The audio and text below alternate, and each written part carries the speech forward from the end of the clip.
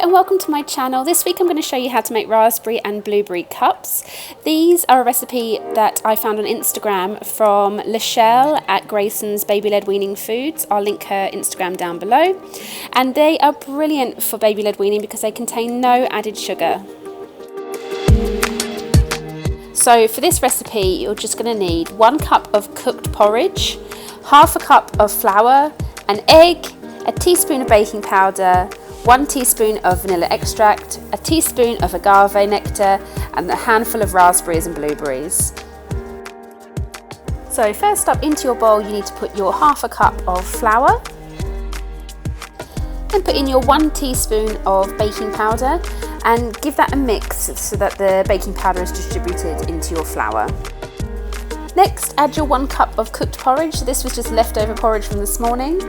Then 1 teaspoon of vanilla extract, 1 teaspoon of your agave. If your child is over 1, you could use honey, but under 1, you need to use a honey substitute.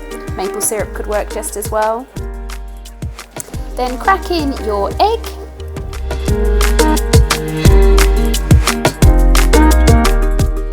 And give everything a really good mix.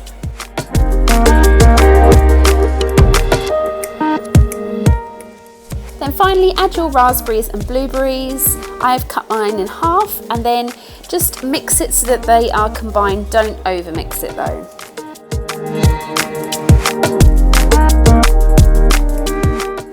So I'm using a Tefal silicone tray, mini muffin tin, and I'm just going to wipe around a little bit of coconut oil just to make sure things don't stick. Things never really do stick in this, it's genius, but just to be safe. So put a tablespoon of mixture into each section and you'll get 12 cups.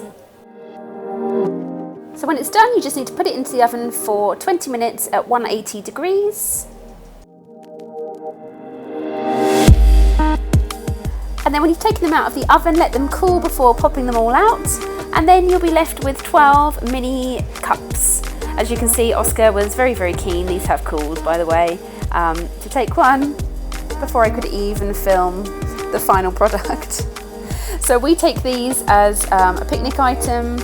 Here we are at Starbucks, or you can just have them as a snack at home in between meals, or even as part of breakfast. So thank you for watching this week's video. I really hope you enjoyed it, and I hope that you will go and make these. So simple and easy, and I'll see you again next time.